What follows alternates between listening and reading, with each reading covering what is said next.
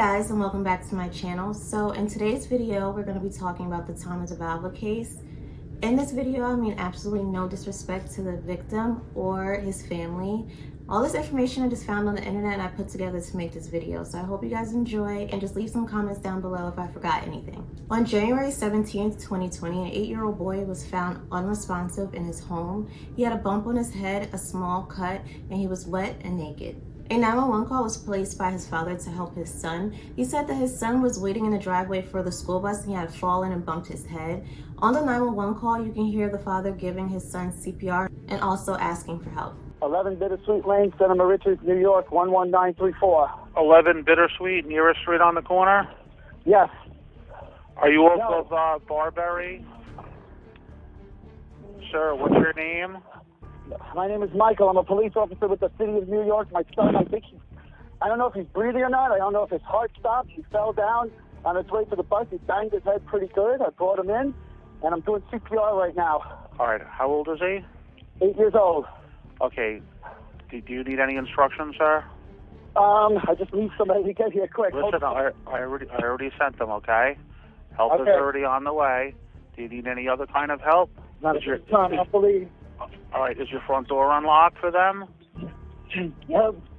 All right. Keep on doing CPR. We already sent help, okay? 30. All right. I'm going to hang up now. Is that all right? Do you need me for anything?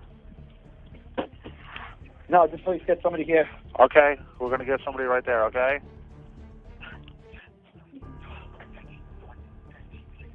ETA? We're getting one right now. They're on the road. Yeah, he's not breathing. Keep going until someone takes over or tells you to stop. They're less than a minute out, sir. After investigating the scene, it turned out to be something completely different and something that no one could have ever thought of. To see how the child got here, let's go back to the beginning.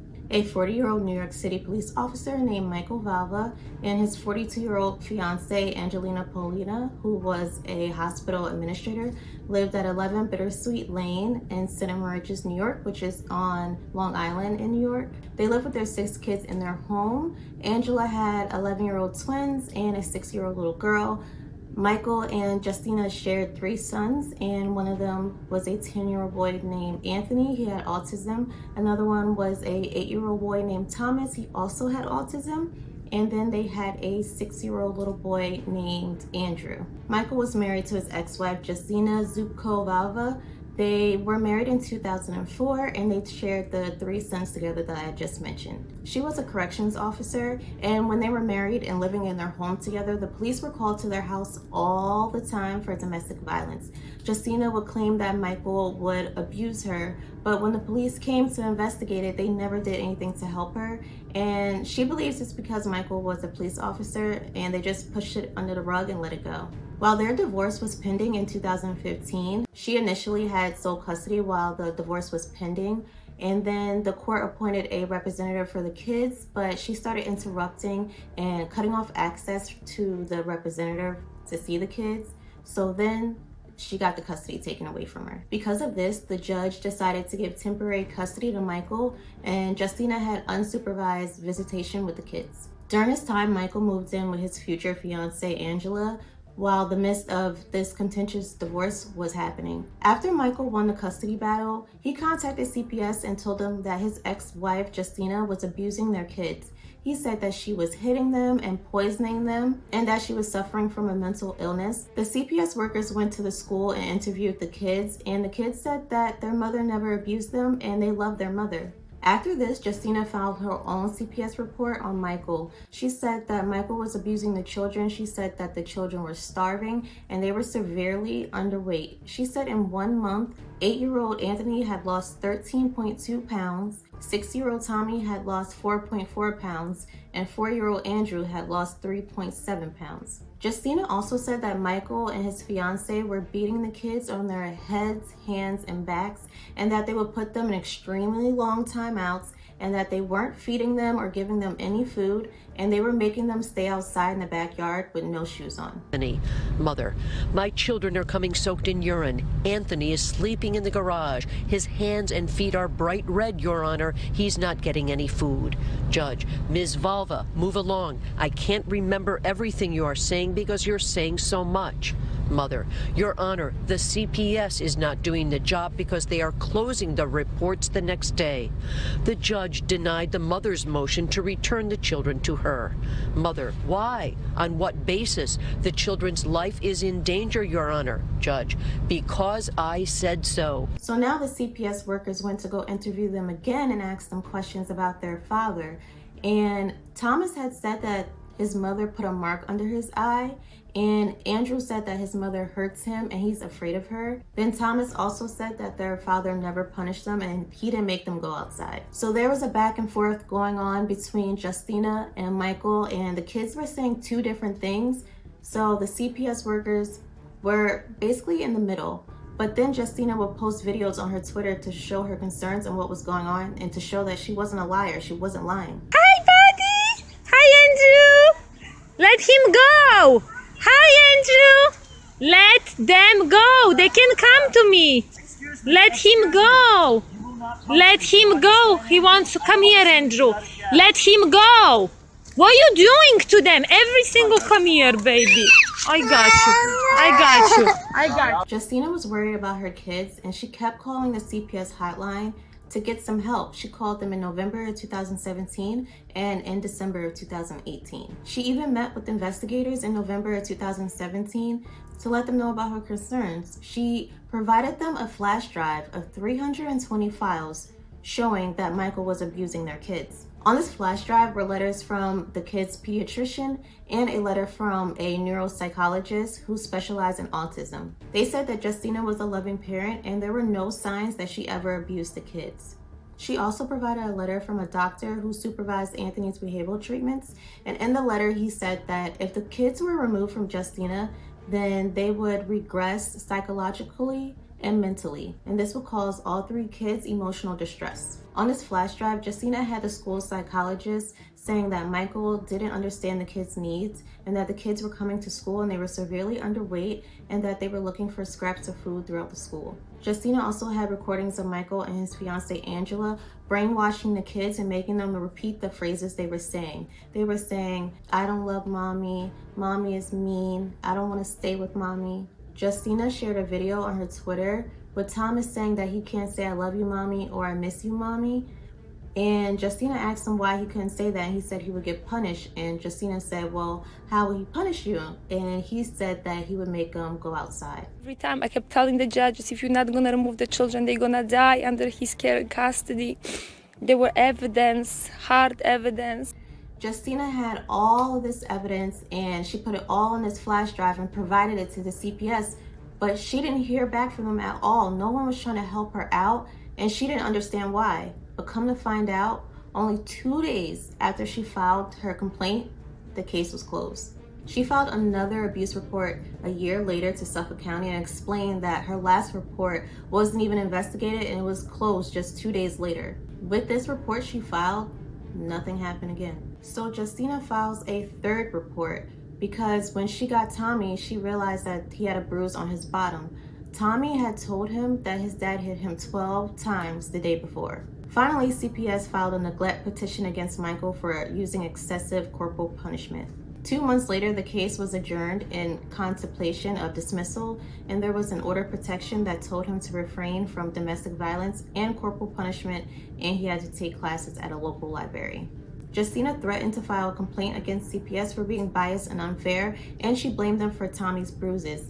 All this time, she's trying to get help from them, and they're not doing anything to help her. The very next day, CPS filed a neglect pre-petition against Justina. Justina believes that this was retaliation for her threatening them, saying she was going to file a complaint against them because they weren't doing anything. Attorney Thomas Liotti lodged a formal misconduct complaint against the judges who are elected, not appointed, in the Valva case. The New York State Commission on Judicial Conduct's 11-member panel will decide the judge's fate.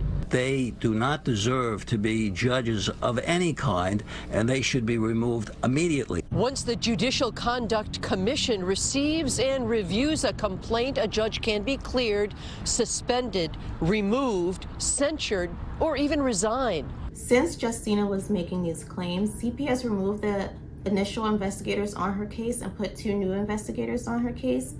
But Justina says that the 2 new investigators were lying and making up stuff just so the pre-petition case against her that CPS filed could continue. They said that she had mental health problems that were deteriorating because she lost custody of her kids. They said her behavior had become increasingly erratic and concerning, and that she was exhibiting violence and was out of control. She was constantly uncooperative and unmanageable when dealing with authority, and that she had a drinking problem. Justina said that they made up all of these allegations without even talking to her or seeing any evidence of it. The investigator said that Michael had a stable home in excellent condition, he was loving to the kids, and that he used normal punishment for the kids. They said Michael had accepted his past problematic behavior and he was working towards making a change, and he was actually showing that. Unlike having her case adjourned like Michael's, CPS prosecuted the neglect case against her. The judge temporarily suspended her unsupervised visits with the kids. The judge did a full fact-finding hearing on the neglect petition. The judge concluded that the county had produced insufficient credible evidence to support a finding of child neglect against Justina. He said the allegations did not even rise to the level of child neglect behavior. The judge rejected the county's claims that Justina was mentally impaired. He dismissed the case against her completely. CPS says it's tough to take action. If the parents say no and the school district is not the reporting party of the concern, we are unable to obtain the records from the school. Social services leaders say publicly for the first time that changes were made the day after Thomas's death. Supervisors must now make a deep dive into any case with more than 4 allegations of child abuse and neglect. The state's child abuse hotline got 17 emergency calls against Valva and Polina, all explained away and dismissed. I think that CPS could have done a better job in investigating, and they should have taken this more seriously and actually investigated. These are children's lives we're talking about. They should have investigated. The judge is looking through the file and the judge is like, okay, CPS, come on now. You see all these complaints from the school? You guys have to go and investigate this and find out what's going on. These complaints are against Michael. The underweight, the kids smelling of urine, which I didn't get to yet, but the kids were smelling of urine and they were looking for food. After CPS did a thorough investigation, they realized that the teachers had a bunch of concerns. They were telling them that the kids were underweight. They were looking for food. Anthony's special education teacher told CPS that Anthony looked emaciated and that he would shove the food in his mouth as fast as he could. They witnessed Tommy eat food off the floor, got food out of the garbage cans, and that he would come to school in a wet pull-up. Remember guys, Anthony is 10 years old. The school psychologist even had a conversation with Michael and Angela about this. They sat them down and talked to them about their concern, but they didn't take any action regarding it, and the psychologist noted that they were not capable of handling the disability of these boys. There were many reports from the school to CPS about their concerns with Anthony and Thomas. However, CPS let the boys stay in Michael's custody, and CPS decided to close the last report that Justina had filed. Justina begged them not to close the report, but they closed the report, and little would they know that just 10 days later, tragedy would strike. 6 decades of child abuse! 6 decades! Tonight, the Nassau County Legislature is holding a hearing to look into procedures and practices at the Department of Social Services after the death of 8-year-old Thomas Valva in Suffolk County last month. The hearing is looking at practices, at staffing in the wake of his death here in Suffolk, but it's forcing Nassau to take a look at its own practices and procedures. It was a disruptive hearing. There were protesters. Divorce court, they work hand in hand, weaponizing children, harming families. No. I'm only agreeing with the fact that 75% of our workers' pay is subsidized. We should have more. That accused the department and of CPS of mishandling cases. CPS and the Department of Social Services defended themselves very heavily. They said it's not their goal to rip children away from their families, and adding more drama was an emotional speech from the mother of Thomas, Justina. I want them to be held accountable. They should be charged criminally. She spoke for about 20 minutes and talked about systematic failures in the judicial system and at Child Protective Services in Suffolk County. And she says that there's corruption that needs to be rooted out. We're going to be watching this story. There's already probes into Suffolk County's practices. The department chair at Social Services says she intends to hire at least 11 more caseworkers, hopefully 20 more. We'll see if there's room in the budget for that. CPS really dropped the ball here. I mean, okay, in the beginning, if they're going back and forth and you don't know who's telling the truth, but both parents are saying that the kids are getting abused, how about you take those kids and give them to like a family member temporarily while you figure out what's going on and actually investigate the situation? They could have done that, but they weren't doing their job. They just simply were not doing their jobs. Now let's jump back to what happened right before the 911 call. At 9:40 a.m., an hour later after Thomas was in the driveway waiting for the school bus and he fell and hit his head, that's when Michael called 911 to get Thomas help.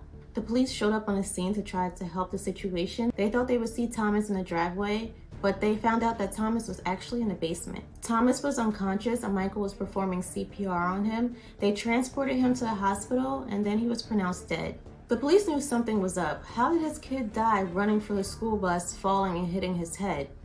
The scene didn't add up, the story didn't add up, Thomas' injuries didn't add up to what Michael was saying. The temperature outside the day of Thomas's murder was 19 degrees, and he had the body temperature of 76.1 degrees. Now the normal body temperature is 98.6 degrees. So he was 20 degrees, a little bit more below the average body temperature. An autopsy revealed that Thomas died from hypothermia. After Thomas was pronounced dead, the police overheard Michael and Angela talking about deleting videos off of their Nest videos and changing their password. So police were like, clearly let's look into that because what are they hiding? Police went and got the footage from the Nest cameras and watched them to see what was going on, what happened that day. Police went and got the footage from the Nest cameras to see what was going on, why would they want to change it and delete the videos. Let's watch this and figure out what actually happened. Come to find out, after officials looked through years of text messages and video footage and they got the neighbors' outside cameras, they learned that they were growing really frustrated with the boys because of their autism and they were finding it difficult to take care of them. In the beginning, Thomas and Anthony were potty trained, but they started to regress once they moved to their father's house. Just in 1 year, they went back to wearing pull-ups when they were already potty trained when they lived with their mother, Justina.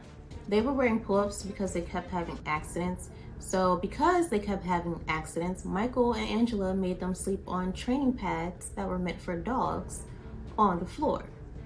And since this didn't work, they put them outside in tents while everybody else slept in the house in their warm rooms, in their nice cozy beds, and they were outside in the cold in a tent. After this, both of the boys, Thomas and Anthony, were forced to live in the unheated garage on the floor without any mattresses, pillows, or blankets. In the video, you can see Anthony and Thomas crouched up by a Christmas tree and a ladder, and you could physically see them shivering. The boys were allegedly forced to sleep on a concrete slab in the garage in sub-freezing temperatures without adequate clothing and no blankets or sheets. Prosecutors say Paulina sent Valva a video clip of the boys in the garage on a night when the temperature dropped to 19 degrees. That was allegedly followed by text messages in which Valva used expletives to describe Thomas. Both boys were allegedly deprived access to a bathroom and then punished for soiling themselves. They were literally begging for food at school, eating crumbs off of the table, eating out of the garbage cans. The children were sent off to school freezing cold. Their hands and cheeks were bright red and icy cold to the touch. No, Tommy was a fighter who always stand for the truth, and that's why he died for the truth. He's a hero. He was opposing the abuse. Thomas and Anthony had trouble communicating because of their autism, but Michael and Angela saw this as them disobeying them, and they got punished when they didn't use their words. Michael punished them by not giving them any food, so when they went to school, they were begging for food and eating the crumbs off the floor and eating the food out the garbage. And Thomas only gained 1 pound in 1 year. Anthony lost 20 pounds in 1 year. In the text messages and in the videos, you can see that they were also physically abused. The boys were slapped and punched. The teachers, when they saw them, they saw red marks on them, they saw scratches on them, and their soiled clothes were reeked of urine. There were text messages from Michael saying, "I will beat them until they bleed." And also in the video, you can see Michael beating one of the boys in the garage. While the police were investigating the couple, they saw that Angela said that she didn't want the boys in the garage anymore and that she didn't want the boys around her girls. She said, "This is a behavior issue. He's a stubborn bitch. I don't even want him in my garage anymore. I don't want him here, and I don't want it around my girls anymore." Then Michael said, "I don't want my son living like a prisoner." And she said, "If you don't want your son living like a prisoner, then you need to figure it out." Angela threatened Michael, saying that she couldn't live like this anymore.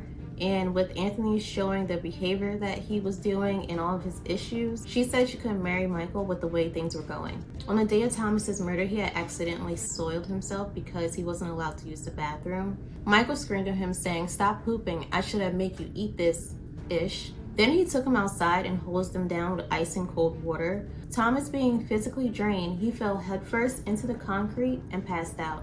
That's when Michael started yelling, "F you, moron, walk. He's cold. Ooh, effing who?" He could be heard screaming, "Get up, get up.